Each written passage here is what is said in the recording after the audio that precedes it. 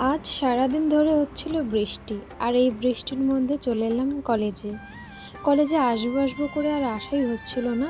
তো আজকের দিনটা ঠিক করলাম, আর আজকের বৃষ্টিটা আসার ছিল। সকাল থেকে মেঘটা বেশ ভালোই ছিল দেখলাম, তারপর কিছুক্ষণ পর বেড়াতে বেড়াতেই দেখি বৃষ্টি নেমে গেল। তারপর এদিকে আমি আমার ডিপার্টমেন্টের কাছেও চলে আসলাম।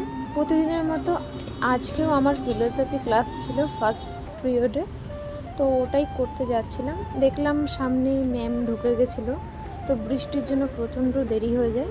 জানি না এখন কি হবে। এরকম ভাবতে ভাবতে হঠাৎ দেখি আরেকজন এসে পড়লো, তো মনের ভয়টা একটু দূর হলো। তো ক্লাসে ঢুকে পড়লাম আর ক্লাস কমপ্লিটও করে ফেললাম। আজকে অনেক কটা ক্লাস করেছি, সত্যি বলতে প্রচণ্ড খিদে পেয়েছিল।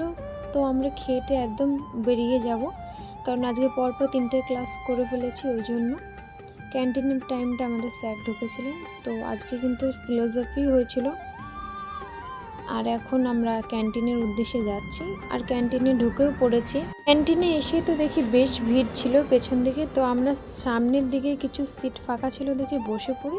আর দেন মেনু কার্ডটাও দেখছিলাম, আর মেনু কার্ডটা দেখে খাবার কিন্তু অর্ডার দিয়ে দিয়েছি। আর এদিকে চাও ছিল, আমাদের 3জনের মতো চা ছিল, কারণ আরেকটা ফ্রেন্ড ও খাবে না চা। আর বৃষ্টির সময় চাটা খেতে কিন্তু বেশ ভালোই লাগে। তো এখানে চা তো নিয়ে নিয়েছি আর খাওয়াও শুরু করে দিয়েছি আমার মতো। তো এখানে আরেকজন ফ্রেন্ড, ও তো ওর মুখ দেখাবে না বলে মানে ডিসিশন নিয়েই নিয়েছে। আর এদিকে দেখো আমি তো খেয়েই যাচ্ছি। আর এখানে দেখো খাবারগুলো অর্ডার চলে এসছে সমস্তটাই।